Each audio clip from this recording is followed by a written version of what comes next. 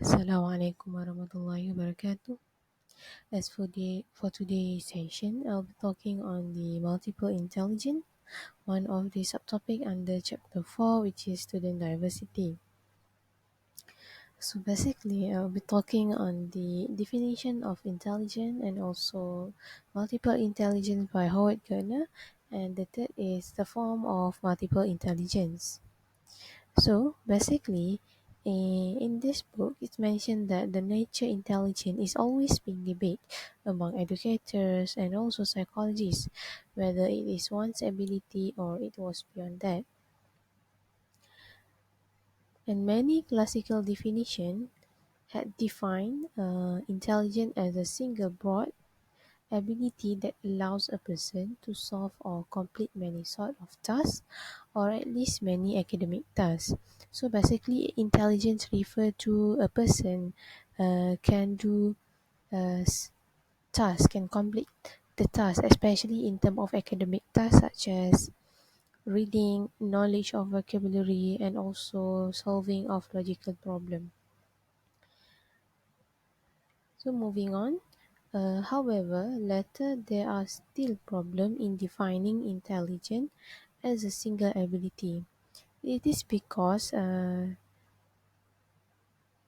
yeah, it had been there are still problems in defining the intelligence itself. So therefore, there was alternate view of intelligence that portray the multiple form of intelligence. These views had been popularized among teachers that who believe students cannot be rated based on single skill of ability but with diversity ability.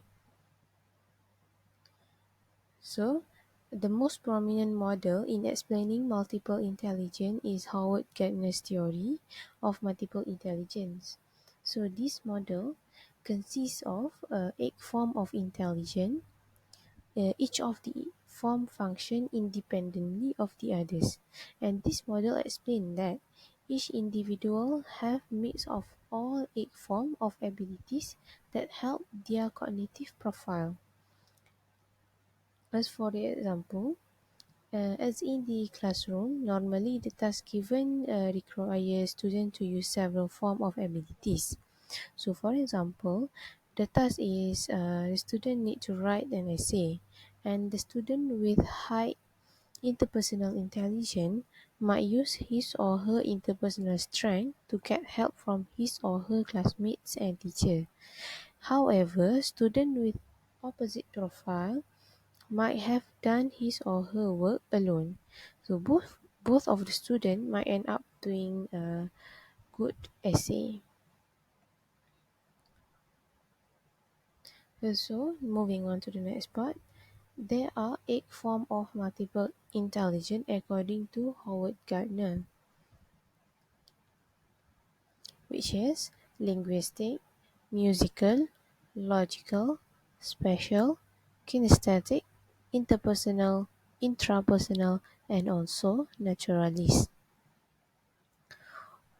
For linguistic, um, basically, people student with this intelligence have verbal skill, which is have ability to use language well. For example, it's good in verbal persuasion and also in writing a term paper skillfully. And for the musical, uh, it will have ability to create and understand music. So basically, people with this intelligence can sing and also can play musical instrument and also can compose tune. And for the logical, it's more on the mathematical, which is logical skill, and they will have the ability to reason and use often using mathematics. So basically, people with this intelligence can solve mathematical problem easily and accurately, and also can they have ability to develop and testing the hypothesis. And the next one is partial, which they will have ability to imagine and also manipulate the arrangement of the object in the environment.